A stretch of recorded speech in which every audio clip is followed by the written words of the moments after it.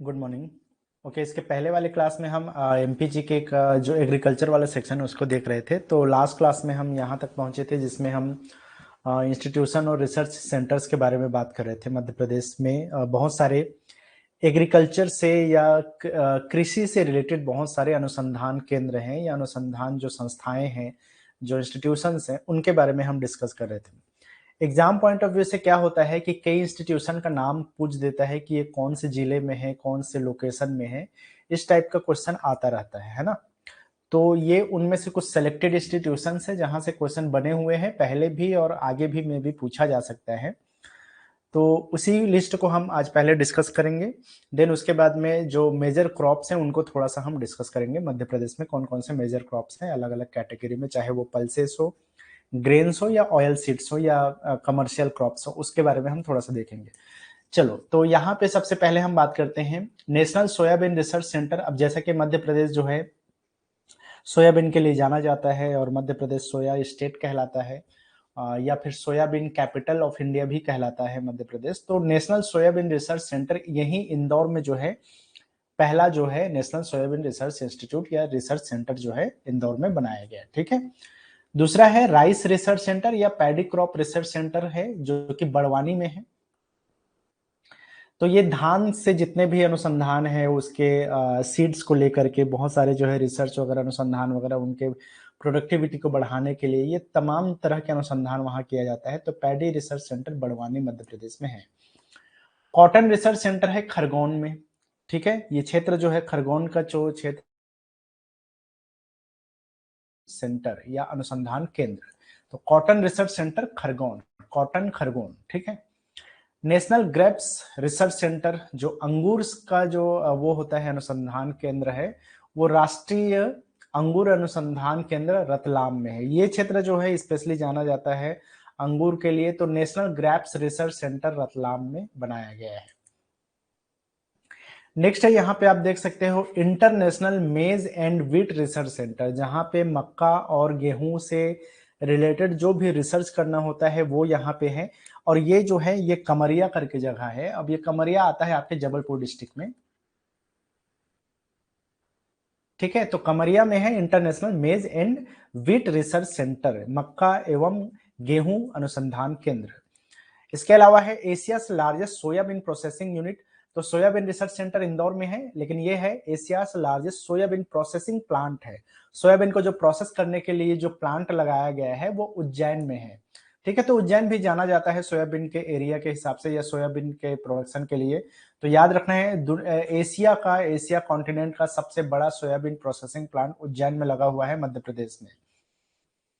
इसके अलावा है जबलपुर में एग्रीकल्चरल इंजीनियरिंग कॉलेज। ढेर सारे एग्रीकल्चरल इंजीनियरिंग कॉलेज अलग अलग क्षेत्र में अब ओपन हो चुके हैं, लेकिन ये जो है एग्रीकल्चरल इंजीनियरिंग कॉलेज पहली दफा जो है मध्य प्रदेश में जबलपुर में बनाया गया था। हार्टिकल्चर कॉलेज है मंदसौर में। मंदसौर में जो है उद्यानिकी या उद्यान वाले जो जितने भी अलग अलग जो प्लांट्स होते हैं उसकी पढ़ाई की जाती है यहाँ पे। जो हार्टिकल्चर कॉलेज है मंदसौर में, मंदसौर में है हार्टिकल्चर कॉलेज। और एग्रीकल्चरल इंजीनियरिंग कॉलेज है जबलपुर में। ये दोनों चीजों में अक्सर कंफ्यूजन होता है, तो याद रखना है। First cell rich bio fertilizer plant ये भोपाल में है। पहला जो है cell rich bio fertilizer. Bio fertilizer generally जो है जो केमिकल फर्टिलाइजर से उसके अलग होता है बायो फर्टिलाइजर, जो जनरली जो डेली यूज के वेस्टेज होते हैं उससे ये बनाया गया है। तो वो बनाने के लिए एक प्लांट लगाया गया है मध्य प्रदेश में। तो ये जो है first cell rich bio fertilizer plant. इसके अलावा है कैटल फीड प्रोडक्शन प्लांट, जो पशुओं को जानवरों को जो खाना दिया जाता है तो उसके प्रोडक्शन का जो प्लांट है वो धार डिस्ट्रिक्ट में है। ठीक है, तो कैटल फीड प्रोडक्शन प्लांट है धार में। और first cell rich bio fertilizer plant है भोपाल में। इसके अलावा India first bio farming unit है इंदौर में। बायो फार्मिंग यूनिट बनाया गया है इंदौर में। इसके अलावा है जवाहरलाल नेहरू। तो ये जो जवाहरलाल नेहरू एग्रीकल्चर कॉलेज है ये जबलपुर में बनाया गया। तो ये बना था 1964 को। 1964 में ये जो है जवाहरलाल नेहरू एग्रीकल्चर कॉलेज है। देखो, एग्रीकल्चरल इंजीनियरिंग कॉलेज जो है अलग है और ये एग्रीकल्चर कॉलेज है जो कि जबलपुर में 1964 में बनाया गया था। तो एग्रीकल्चरल इंजीनियरिंग कॉलेज जबलपुर में बना हुआ है और जवाहरलाल नेहरू एग्रीकल्चर कॉलेज जो है 1964 में बना हुआ है। राजमाता विजय राजे सिंधिया एग्रीकल्चर यूनिवर्सिटी, तो ये ग्वालियर में है, जो कि जो राजमाता है सिंधिया फैमिली के, विजय राजे सिंधिया, उनके नाम पे ये बनाया गया है। ये 2008 में बना है, 2008 में जो है इसको बनाया गया है। एक यूनिवर्सिटी है, ठीक है, ये यूनिवर्सिटी है, विश्वविद्यालय है, ये कॉलेज है, जवाहरलाल नेहरू एग्रीकल्चर कॉलेज और राजमाता विजय राजे सिंधिया एग्रीकल्चर यूनिवर्सिटी, तो ये ग्वालियर में है और ये जबलपुर में है। डेयरी स्टेट सेंटर, तो डेयरी स्टेट सेंटर जो है एक पर्यात करके जगह है, पर्यात, और ये है जबलपुर में, ये भी जबलपुर में है। एग्रीकल्चर इंजीनियरिंग रिसर्च सेंटर है भोपाल में। नावगांव जो फिशरीज ट्रेनिंग इंस्टीट्यूट है, अब यहाँ पे जो है स्पेशली फिशरीज वगैरह का ट्रेनिंग दिया जाता है, मत्स्य पालन करने के जो है तमाम ट्रेनिंग यहाँ पे दिए जाते हैं इस इंस्टीट्यूट में। ये छतरपुर डिस्ट्रिक्ट में पड़ता है, नावगांव फिशरीज ट्रेनिंग इंस्टीट्यूट। इसके अलावा महाशीर फिशरी कंजर्वेशन सेंटर है, ये है भोपाल में। अब यहाँ का जो है स्टेट फिश है, जो महाशीर जो फिश है उसका कंजर्वेशन किस तरह से किया जाना है उसकी ट्रेनिंग दिया जाता है, महाशीर फिशरीज कंजर्वेशन सेंटर है एक भोपाल में। Atal Bihari Vajpayee national cooperative development and research centre, ये है इंदौर में। Atal Bihari Vajpayee national cooperative development and research centre, यहाँ पे क्या होता है कि एक तरह से फाइनेंशियल सपोर्ट भी दिया जाता है जितने भी रिसर्च इंस्टीट्यूट है और उससे रिलेटेड जो लोग उससे जुड़े हुए हैं, ठीक है। तो Atal Bihari Vajpayee national cooperative development and research centre है इंदौर में। तो ये तमाम तरह के इंस्टीट्यूशन से जो पहले भी कई एग्जाम्स में पूछे गए हैं कि ये कहाँ लोकेटेड है करके, और ये सारे के सारे एग्रीकल्चर, फिशरीज, इन सब चीजों से जो है रिलेटेड है। तो इसको एक बार थोड़ा सा देख लेना अच्छे से। चलो नेक्स्ट हम बात करते हैं कुछ यहाँ पे कॉर्पोरेशंस बनाए गए हैं। तो कॉर्पोरेशंस का काम होता है एक तरह से सपोर्ट करना, जो भी किसान वगैरह हैं उनको जो है सपोर्ट करना। तो एक तरह का आप बोल सकते हो कॉर्पोरेशन जो बनाए गए हैं वो किस ईयर में बनाए गए हैं, ये जनरली एग्जाम्स वगैरह में पूछ देता है। तो इस्टेब्लिश्ड ईयर कब है, तो Madhya Pradesh seeds and farm development corporation Bhopal, तो ये 1980 में जो है 1980 में जो है इसको इस्टेब्लिश किया गया, Madhya Pradesh seed and farm development corporation Bhopal. तो ये जो है बीज एवं कृषक विकास कॉर्पोरेशन है, तो ये जो एक तरह से संगठन जो है वो भोपाल में है, 1980 में बनाया गया है, जहाँ पे अलग अलग जो खेती किसानी के जो बीज होते हैं, अलग अलग क्रॉप्स के जो बीज होते हैं उसके विकास के लिए, रिसर्च के लिए जो है ये काम करता है। मध्य प्रदेश एग्री इंडस्ट्रीज डेवलपमेंट कॉर्पोरेशन, ये 1969-70 में जो है ये स्टैब्लिश हुआ, मध्य प्रदेश एग्री इंडस्ट्रीज डेवलपमेंट कॉर्पोरेशन। तो ये सिंपल सी बात है कि एग्रीकल्चर को एक इंडस्ट्री के लेवल का लेवल पे उसको विकसित करने के लिए ये कॉर्पोरेशन बनाया गया 1969-70 में। मध्य Pradesh state where housing corporation, तो वेयर हाउसिंग का मेन काम ये होता है कि जो जितने भी क्रॉप्स वगैरह है या उससे रिलेटेड जो है एग्रीकल्चर से रिलेटेड जो भी चीजें हैं उसको वेयर हाउस प्रोवाइड करना, या वेयर हाउस में उसको स्टोर करके रखना, या उसको एक जगह से दूसरे जगह उसको ट्रांसपोर्ट के लिए सुविधा प्रदान करना, उसके लिए ये कॉर्पोरेशन बना 1958 में। स्मॉल फार्मर्स डेवलपमेंट एजेंसी, जो छोटे किसान हैं उनके विकास के लिए जो है एक एजेंसी बनाया गया 1971 में, small farmers development agency, small farmers development agency, जो छोटे किसानों के लिए जो है विकास के लिए एजेंसी बनाया गया।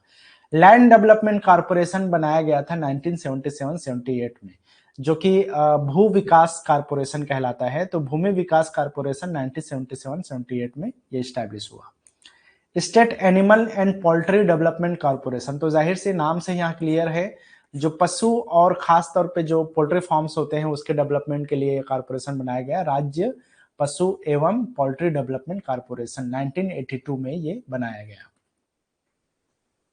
कोऑपरेटिव डेयरी डेवलपमेंट प्रोग्राम, जैसा कि अभी मैंने बताया कि कोऑपरेटिव डेयरी डेवलपमेंट प्रोग्राम 1975 में जो है ये दुग्ध विकास कार्यक्रम था। समझो कि अलग अलग क्षेत्रों में जो है दुग्ध विकास या उससे जो भी मवेशी है जहां से दूध वो होता है, उन सब चीजों को जो है एक तरह से इस्टेब्लिश करना, उसको वेल मैनर्ड के तरीके से जो है उसको बेहतर तरीके से उसको जो है एनहांस करने के लिए ये बनाया गया डेयरी डेवलपमेंट प्रोग्राम। ठीक है, Madhya Pradesh state agency for seed certification, अलग अलग बीजों को सर्टिफाइड करना कि कौन बेहतर है, कौन किस कैटेगरी में रखेगा, इसके लिए एक कॉर्पोरेशन में एक एजेंसी बना जो कि 1980 में बना है।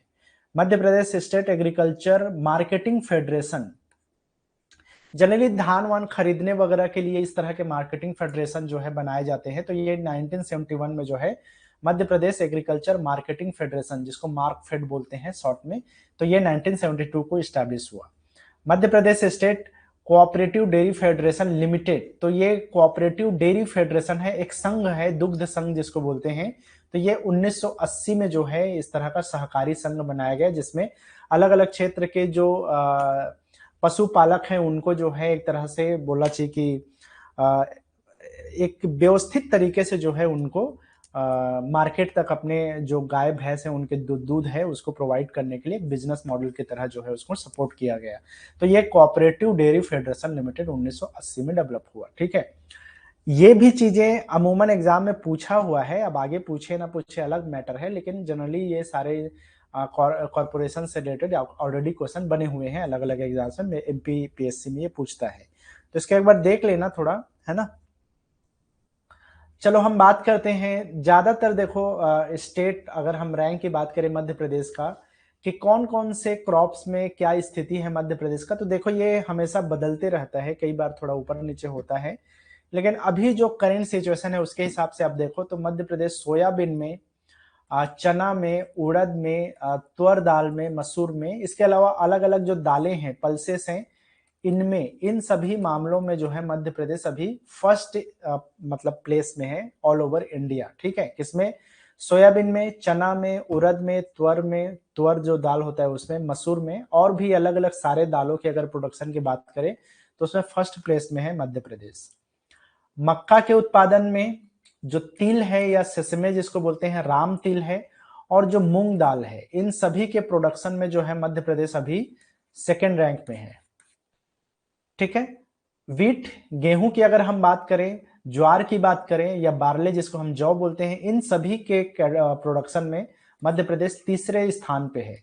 तो देखो मैं जैसा कि कहा कि ये हर साल चेंज होते रहता है, जनरली एक स्टेट दूसरे स्टेट को क्रॉस कर देते हैं प्रोडक्शन के मामले में अगर देखा जाए तो, लेकिन फिलहाल इसी को आपको ध्यान में देना है कि मध्य प्रदेश अब वर्तमान स्थिति में गेहूं में, ज्वार में और बार्ले में, जौ में, तीनों में अभी तीसरे पोजीशन पे है। ठीक है, ऑयल सीड्स जिसको हम बोलते हैं तिलहन फसलें, जिसके सीड से हम तेल निकालते हैं, तेल का प्रोडक्शन जहां से होता है, तो जितने भी तिलहन है, सरसों हो गया या फिर मूंगफली हो गया, ये तमाम तिलहन फसलें होती है, ऑयल सीड्स होते हैं। तो इस कैटेगरी में मध्य प्रदेश प्रोडक्शन के मामले में चौथे स्थान पे है अभी। कॉटन के अभी प्रोडक्शन में मध्य प्रदेश 5वें स्थान पे है। तो इन सभी चीजों को याद रखना है, मे भी आपसे क्वेश्चन पूछ सके। सोयाबीन, चना, उड़द, त्वल, मसूर और दालों में पहला, मक्का, तिल, राम तिल, मूंग में सेकेंड, गेहूं, ज्वार और जौ में अभी तीसरे स्थान पे है, ऑयल सीड्स में चौथे स्थान पे, और कॉटन में जो है 5वें स्थान पे है मध्य प्रदेश। ठीक है, चलो नेक्स्ट हम बात करते हैं कुछ मेजर क्रॉप्स की बात करें तो देखो 4 कैटेगरी में अलग अलग डिवाइडेड है। पहला होता है आपका फूड क्रॉप्स, जिनको हम जनरली सीरियल्स बोल देते हैं या फिर ग्रेन्स बोल देते हैं, या जिसको हम अन्न बोलते हैं, अनाज बोलते हैं। तो कुल मिलाकर फूड क्रॉप्स, अनाज की हम बात करें। ठीक है, कौन कौन से अनाज हैं, तो इसमें जो है अनाजों की अगर हम बात करें तो पहला तो गेहूं है। तो हम सबसे पहला कैटेगरी देखते हैं जो भी, सेकेंड,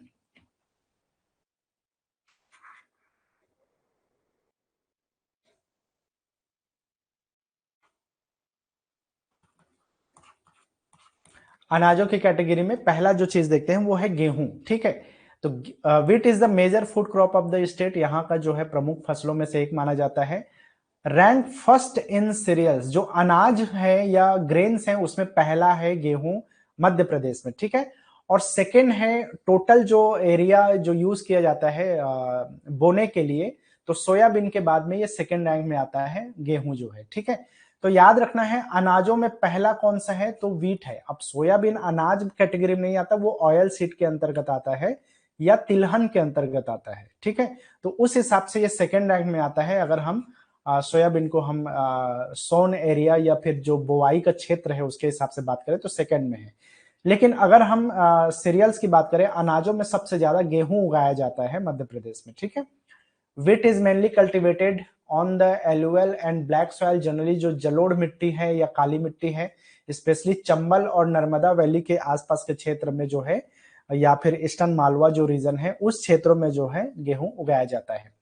नर्मदापुरम डिस्ट्रिक्ट या होशंगाबाद जो डिस्ट्रिक्ट है वो टॉप पे है अगर हम मध्य प्रदेश में गेहूं के प्रोडक्शन की बात करें तो। In terms of sown area and production, मतलब बुआई का क्षेत्र और उत्पादन, दोनों चीजों में जो है होशंगाबाद अभी टॉप पे बना हुआ है गेहूं के प्रोडक्शन और गेहूं के बुआई क्षेत्र के हिसाब से, ठीक है। कौन सा जिला, होशंगाबाद या नर्मदापुरम।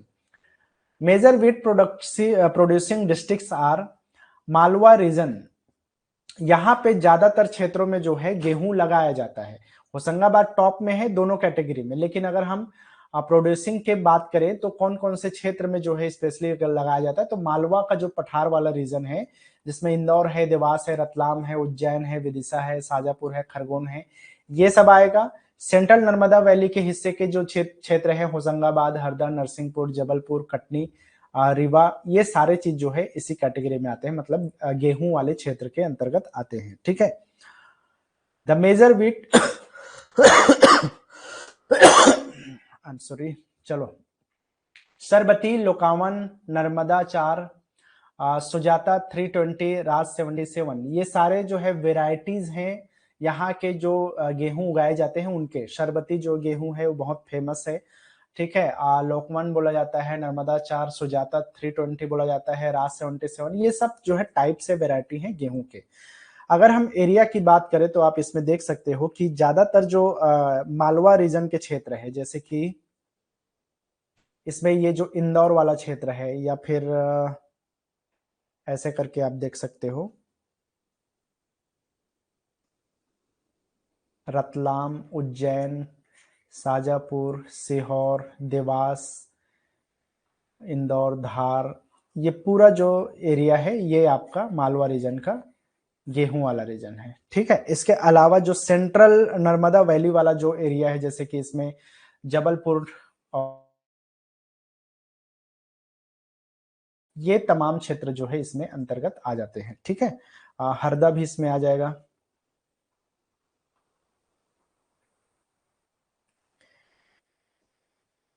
ठीक है, ये तमाम चीजें आते हैं। यहां से जो है आपका कटनी वाला क्षेत्र में भी जो है गेहूं की बुआई होती है।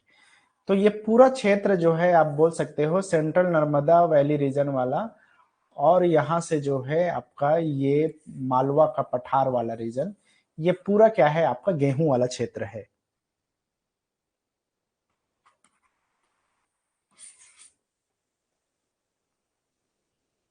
नेक्स्ट है राइस की। अगर हम बात करें तो जो फूड क्रॉप में वो जो सेकंड है वो है चावल। तो जनरली खरीफ जो सीजन होता है उसमें चावल की खेती की जाती है मध्य प्रदेश में।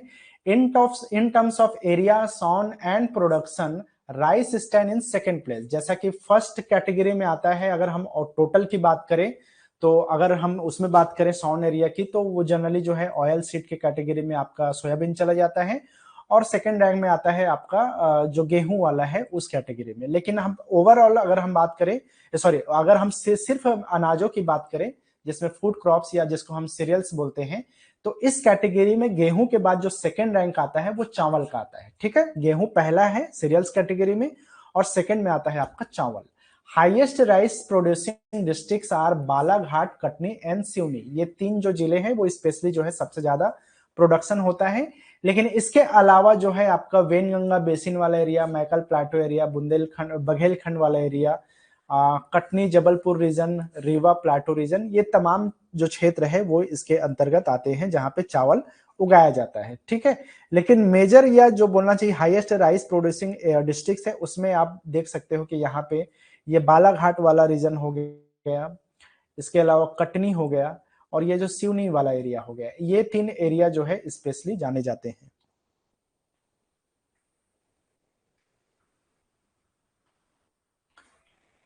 ठीक है, तो ऐसे करके, तो ये पूरा जो वेस्टर्न रीजन है ये राइस के लिए, चावल के लिए जाना जाता है, ठीक है, मध्य प्रदेश में। ओके, तीसरा जो है यहां पर वो है मेज, ये जिसको हम मक्का कहते हैं। So is known as the queen of, जिसको जो है अनाजों की रानी कहा जाता है।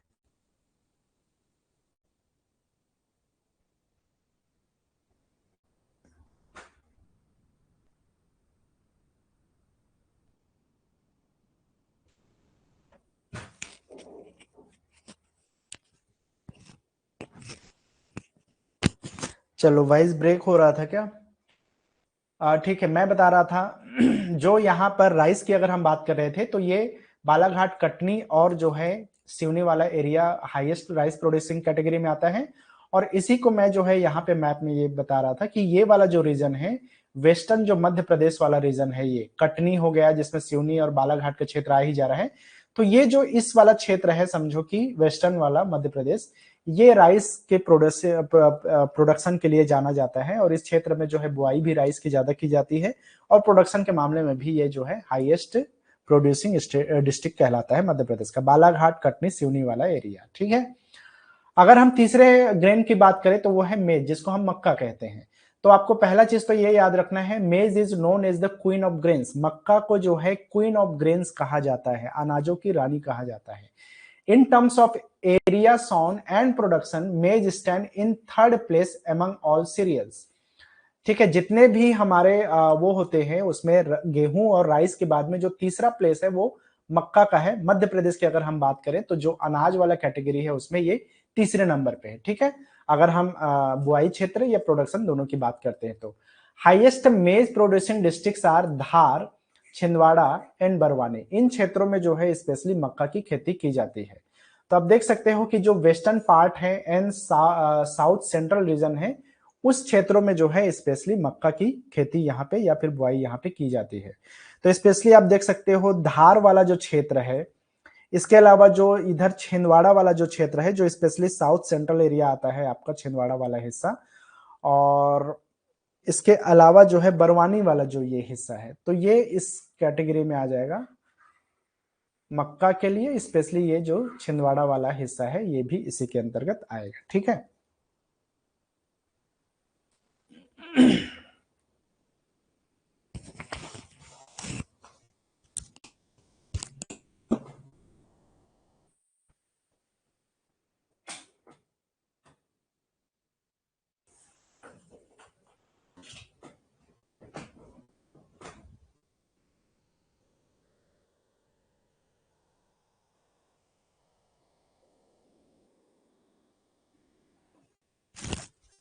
Just second.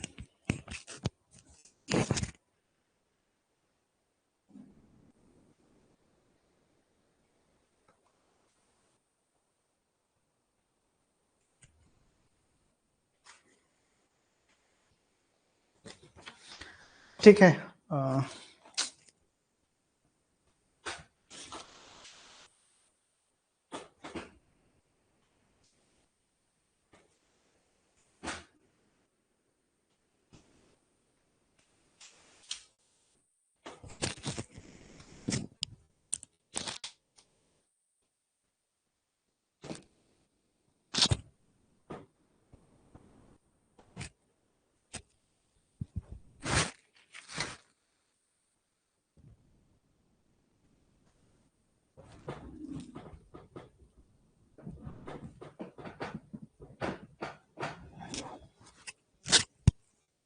चलो अभी आवाज आ रही होगी आप लोग को। तो मैं बात कर रहा था मेज के लिए। तो यहाँ पे आप देख सकते हो कि ये जो धार वाला एरिया है, बड़वानी वाला एरिया है, मतलब कि जो हमारा वेस्टर्न जो मध्य प्रदेश है, इस क्षेत्र में जो है मेज की खेती की जाती है या मक्का की जो है खेती की जाती है, ठीक है। इसके अलावा जो छिंदवाड़ा वाला एरिया है, तो मतलब कि हमारा जो साउथ सेंट्रल जो रीजन है मध्य प्रदेश का, वो वाला हिस्सा इसमें इसके अंतर्गत आ जाता है। तो आपको एक चीज ये भी याद रखना है कि अब छिंदवाड़ा के साथ साथ जो है इसको पांढुर्ना भी आपको याद रखना है। जो पांढुर्ना वाला डिस्ट्रिक्ट है वो भी इसी के अंतर्गत, तो छिंदवाड़ा, पांढुर्ना, ये दोनों जिले भी जो है आप इसमें अब ऐड करोगे जो नया डिस्ट्रिक्ट बना है उसके हिसाब से, क्योंकि ये जो पांढुर्ना है वो छिंदवाड़ा को ही काट करके बनाया गया है ना, तो इसलिए। ठीक है, चलो आगे हम बात करते हैं। फूड क्रॉप में जो एक और आता है वो है ज्वार का। ठीक है, अब ये जो ज्वार है, in terms of area sown and production, jowar stands in 4th place. अगर हम बात करें गेहूं, राइस और मेज, उसके बाद में जो ज्वार का एरिया है, या एरिया हिसाब से और प्रोडक्शन के हिसाब से जो है 4th place among all grains, जो हमारे सीरियल्स है या ग्रेन्स है उस कैटेगरी में ये 4थे नंबर पे आता है। The highest jowar producing districts are Khargone, Barwani and Chhindwara. तो जो हमारा वेस्टर्न रीजन है उसी क्षेत्र में जो है ज्वार की खेती की जाती है। ठीक है, शोरगोम भी बोला जाता है ज्वार को। तो इसका जो अगर हम इसमें देखें तो आप देख सकते हो, ये वाला जो एरिया है, खरगोन वाला जो एरिया, ये हिस्सा इसमें हो गया, बरवानी वाला हिस्से इसमें हो गए। इसके अलावा जो है कुछ एरिया जो है छिंदवाड़ा का भी आता है, और साथ ही साथ पांढुर्ना का भी जो एरिया है उस कैटेगरी में ये आता है। ठीक है, खरगोन, कुछ कुछ खंडवा के भी क्षेत्रों में जो है इसकी बुआई की जाती है, ये वाला हिस्सा।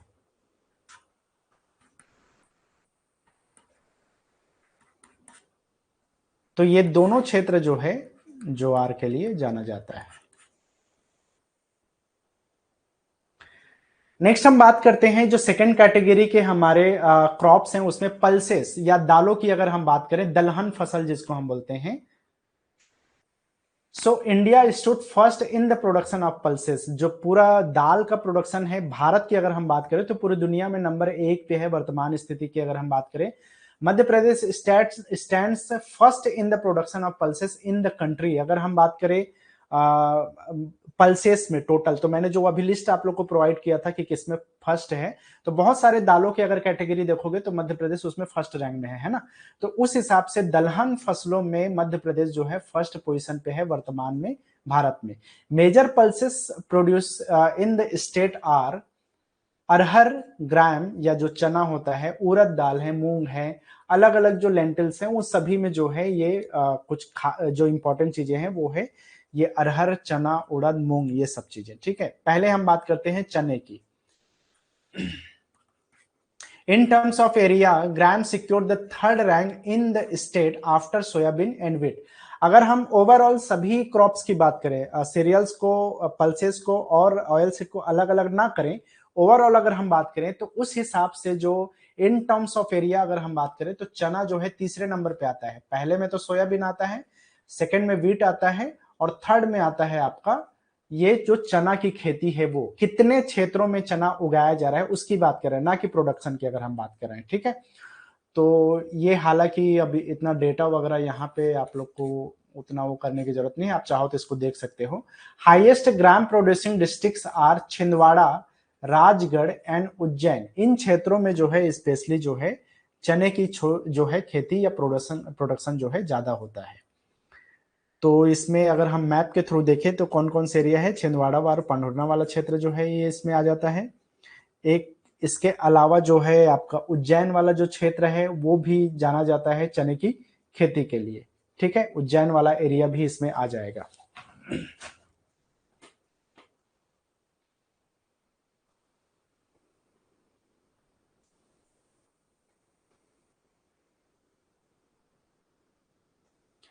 ओके, तो इसको हम पहले बना देते हैं ये पांढुर्ना वाला।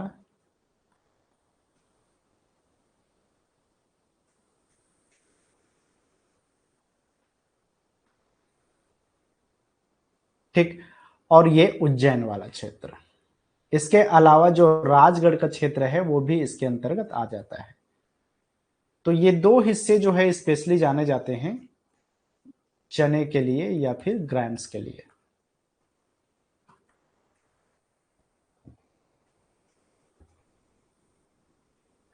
अरहर या जिसको हम तुअर भी कहते हैं, तो इस कैटेगरी में अगर हम बात करें तो अरहर जनरली मध्य प्रदेश में खरीफ सीजन में लगाया जाता है। हाईएस्ट अरहर प्रोड्यूसिंग डिस्ट्रिक्ट्स की बात करें तो छिंदवाड़ा, पांढुर्ना वाला एरिया है, नरसिंहपुर है और सिंगरौली वाला क्षेत्र है। ठीक है, अगर आप रीजन के हिसाब से बात करेंगे तो नर्मदा बेसिन हो गया, सतपुड़ा रीजन वाला हो गया, विंध्याचल रीजन हो गया मध्य प्रदेश का। अगर हम डिस्ट्रिक्ट की बात करें तो छिंदवाड़ा, नरसिंहपुर और सिंगरौली वाला एरिया। तो ये जो छिंदवाड़ा और पांढुर्णा वाला जिला है ये हिस्से में आएगा। इसके अलावा इसके ऊपर चले जाओगे तो ये नरसिंहपुर वाला जो हिस्सा है वो इसके अंतर्गत आ जाता है। और इधर थोड़ा सा आप वेस्ट में चले जाओगे तो ये सिंगरौली वाला हिस्सा स्पेशली जाना जाता है अरहर के लिए, या जिसको हम तोर दाल भी कहते हैं।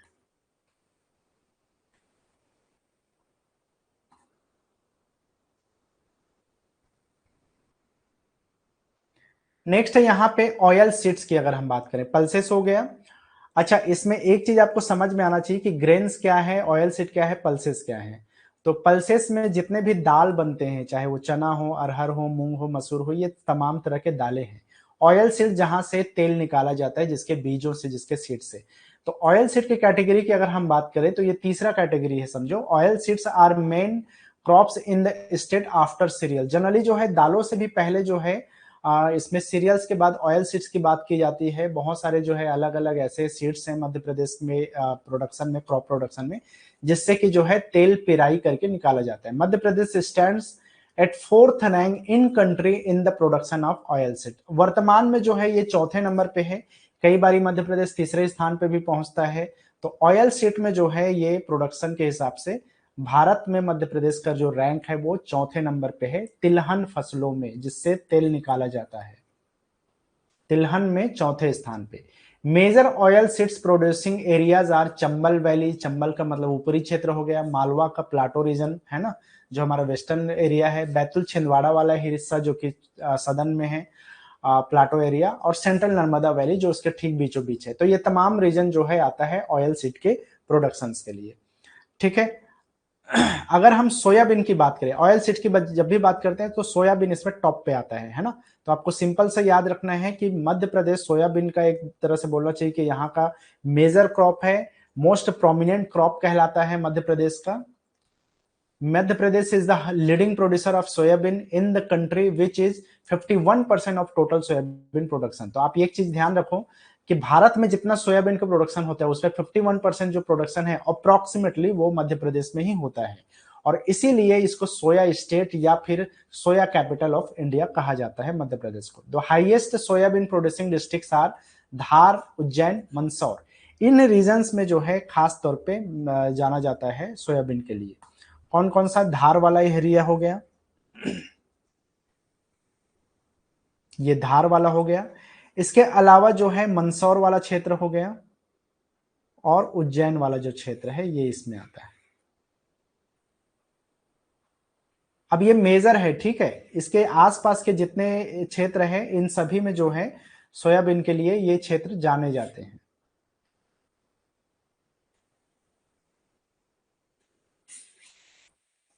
ठीक है, क्वेश्चन ऐसा भी आ सकता है कि बताइए किस क्षेत्र में, मध्य प्रदेश के किस दिशा के क्षेत्र में या किन रीजन में जो है खास तौर पे सोयाबीन का प्रोडक्शन होता है। तो आप देख सकते हो कि ये ईस्टर्न जो वेस्टर्न जो एरिया है, पश्चिमी जो मध्य प्रदेश है, उस क्षेत्र में सोयाबीन की खेती की जाती है। दूसरे ऑयल सीड्स की बात करें तो मस्टर्ड एक इंपॉर्टेंट जो है ऑयल सीड है या तिलहन फसल है। Madhya Pradesh stands third following Rajasthan and Haryana in terms of production in the country. Generally जो है ये तीसरे नंबर पे है मस्टर्ड के प्रोडक्शन में अगर हम बात करें। राजस्थान, हरियाणा इसमें जो है टॉप पे रहता है। हालांकि इसके अलावा जो है गुजरात वगैरह भी है, कई साल में अलग अलग जो है ये रैंकिंग बदलते रहता है, लेकिन वर्तमान में तीसरे नंबर पे है मध्य प्रदेश मस्टर्ड के प्रोडक्शन में। Highest mustard producing districts are Bhind, Morena, Mandsaur, Sheopur and Gwalior. तो जो उत्तरी या फिर नॉर्थ वेस्ट वाला जो एरिया है उस क्षेत्र में जो है सरसों की खेती खास तौर पे की जाती है मध्य प्रदेश में। ठीक है, ग्राउंड नट्स की बात करें, मूंगफली की अगर हम बात करें तो यहाँ पे ये तीसरे नंबर पे है ऑयल सीड कैटेगरी में। Ground nuts nut is the third important oil seed crop of the Madhya Pradesh. अगर हम सोयाबीन और मस्टर्ड को छोड़ दें तो तीसरे नंबर पे आता है मूंगफली की जो कैटेगरी है, वो तीसरे मोस्ट इंपॉर्टेंट जो है ऑयल सीड या तिलहन क्रॉप कहलाता है। The highest groundnut producing districts are Shivpuri, Chhindwara and Barwani वाला जो एरिया है, यहाँ पे जो है मूंगफली की फसलें मुख्य तौर पे की जाती है। अगर हम तिल की बात करें, सेसमे की बात करें, तो highest sesame producing districts are Sidhi, Chhatarpur, Tikamgarh, Shahdol and Panna वाला एरिया, यहाँ पे ये सेसमे के लिए जाना जाता है, फेमस है, मतलब कि ये एरिया जो है प्रोडक्शन के लिए। सीधी, छतरपुर, टिकमगढ़, शहडोल एंड पन्ना वाला हिस्सा। तो कुल मिलाकर के आप ये पूरा हिस्सा आप देखोगे तो ये उत्तर में आप चले जाओगे या नॉर्थ ईस्ट की तरफ चले जाओगे तो बुंदेलखंड और बघेलखंड वाला जो रीजन है ये मेनली जाना जाता है तिल के प्रोडक्शन के लिए या तिल के जो है फार्मिंग के लिए, सेसमे। जो चौथा और लास्ट हमारा जो कैटेगरी है क्रॉपिंग का या क्रॉप का, वो है कमर्शियल क्रॉप, जिसको हम वाणिज्य फसलें कहते हैं, जिसको सीधे तौर पे जनरली जो है बाजारों में बेचा जाता है, जो अनाज नहीं है, बेसिकली वो वाणिज्यिक जो है फसल है। Those crops which are grown to sell in the market are called commercial crops. Major commercial crops are cotton, sugarcane। जो मुख्य तौर पे सबसे ज्यादा जो किया जाता है या जो सबसे ज्यादा महंगे कमर्शियल क्रॉप्स में जाने जाते हैं वो कॉटन और सुगर केन होता है, कपास और जनरली जो गन्ना होता है वो। अगर हम बात करें कॉटन की, मध्य प्रदेश में India rank second in the world in the production of the cotton after China. China जो है टॉप पे है अभी अगर हम कपास की बात करें, लेकिन भारत जो है सेकंड रैंक, भारत की बात हो रही है ना, सेकंड रैंक में है। अगर हम मध्य प्रदेश की बात करें तो मध्य प्रदेश में जो खरगोन है, बरवानी है, और क्योंकि कॉटन कॉटन जो है 5वें रैंक में है, अगर ओवरऑल इंडिया की बात करें मध्य प्रदेश 5वें नंबर पे आता है। अब मध्य प्रदेश में कौन कौन से जिला है, तो इसमें खरगोन है, बरवानी है, धार है, खंडवा है एंड बुरहानपुर वाला हिस्सा है। ये तमाम हिस्से जो है कॉटन के लिए फेमस है, कॉटन के लिए जाना जाता है। सुगर केन की अगर हम बात करें तो ये India was the second largest producer of sugarcane after Brazil. Generally जो है सेकेंड रैंक में आता है और कई बारी जो है ब्राजील को भी पीछे छोड़ देता है अगर प्रोडक्शन के हिसाब से देखें तो वर्तमान में जो है सुगर केन में भारत सेकेंड रैंक में है, अब ब्राजील के बाद में। Highest sugarcane producing districts are Narsinghpur, Chhindwara, Burhan. यहाँ पे चीनी की बात नहीं हो रही ना, यहाँ पे सुगर केन की बात हो रही, तो थोड़ा सा ध्यान रखना उसको। अगर हम मध्य प्रदेश की बात करें तो नरसिंहपुर वाला, छिंदवाड़ा, बुरहानपुर, बैतूल, दतिया, मतलब कि जो नर्मदा वैली वाला रीजन है, सोन नदी नर्मदा वैली वाला रीजन का क्षेत्र है, उस एरिया में गन्ने की खेती की जाती है। ठीक है, तो यहाँ पे आप देख सकते हो जैसे कि अगर नरसिंहपुर, छिंदवाड़ा, बुरहानपुर, बैतूल वाला एरिया हम देखें, ये वाला, ठीक है। तो ये जो नरसिंहपुर वाला एरिया है, इसके अलावा जो कौन सा था, नरसिंहपुर, छिंदवाड़ा, बुरहानपुर, बैतूल और दतिया वाला क्षेत्र, छिंदवाड़ा वाला हो गया, बैतूल वाला क्षेत्र हो गया, बुरहानपुर वाला, जो मतलब कि जो निचला हिस्सा है इसका, सोन नदी नर्मदा वैली वाला, छिंदवाड़ा वाला हिस्सा, ये पूरा एरिया जो है स्पेशली जाना जाता है इसके लिए, सुगर केन के लिए। ठीक है,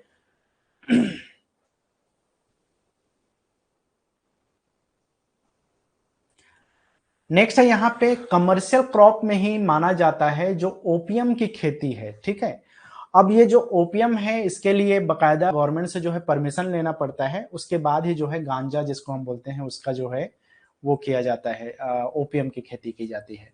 तो ये लार्जेस्ट प्रोड्यूसर माना जाता है मध्य प्रदेश, ओपियम के मामले में हम बात करें तो। खास तौर पे इसको इसलिए प्रोड्यूस किया जाता है ताकि मेडिसिनल इसमें वैल्यूज होता है, मेडिसिनल प्रॉपर्टीज होती है। और मंदसौर और ये नीमच वाला जो एरिया है ये अपने ओपियम के लिए स्पेशली फेमस है, ये वाला हिस्सा। और ये क्वेश्चन यूपीएससी में भी ऑलरेडी पूछा जा चुका है कि मध्य प्रदेश का कौन कौन सा क्षेत्र ओपियम के लिए स्पेशली जाना जाता है। तो याद रखना है कि मंदसौर और नीमच ये दो एरिया है जहां पे ओपियम खेती की जाती है। ठीक है, ये जो हिस्सा है मंदसौर और नीमच वाला, यहाँ पे जो है स्पेशली ओपियम की खेती की जाती है।